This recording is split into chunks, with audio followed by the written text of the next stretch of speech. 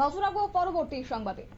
উপপ্রধানের বাড়িতে চুরি এবং পুলিশের হাতে এই মুহূর্তে 2 নাবালক সহ 3 চোর আটক। জানা গেছে ঘনিয়ামারা এলাকায় উপপ্রধানের বাড়িতে রাবার চুরি আটক 2 অভিযুক্ত 2 নাবালক সহ 3 কুখ্যাত চোর এবং সোমবার দুপুরে এলাকাবাসীর হাতে নাতে তাদেরকে ধরে দেয় বিশালগড় থানার পুলিশের হাতে। জানা গেছে ঘনিয়ামারা এলাকায় কুখ্যাত চোর জুয়েল আহমেদ ওরফে মালু নেতৃত্বে 2 নাবালক চোর উপপ্রধানের বাড়িতে এই চুরি কাণ্ড সংঘটিত করেছে। কি রয়েছে বক্তব্য শুনুন।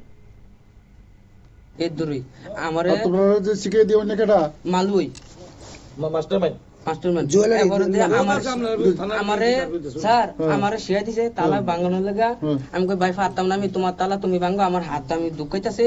এবারে তে নিজে তালাটা ভাঙা এরপরে দিয়া বস্তাটি বাক করছে 5 বস্তা ক্যাপ। হ্যাঁ, এরপরে দিয়া তে কান ধুলেছে 1 বস্তা, আমি লইছে 1 বস্তা, হইছে না 2 বস্তা, তে হইছে 1 বস্তা, এবারে 3 বস্তা, এবারে আবার আর কয় বস্তা থাকে 2 বস্তা নিয়ে এবারে এটি গাড়িতে রাখ। আপনারা শুনলেন তার বক্তব্য এবং এলাকাবাসী চুরি করার অভিযোগে উত্তম মধ্যম দিয়ে জুয়েল আহমেদ সহ 3 চোরকে পুলিশের হাতে তুলে দেয়।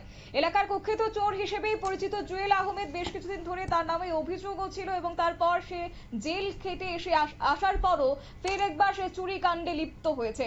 নিয়ে নিচ্ছে ছোট্ট একটি বিজ্ঞাপন বিরতির সঙ্গে থাকুন।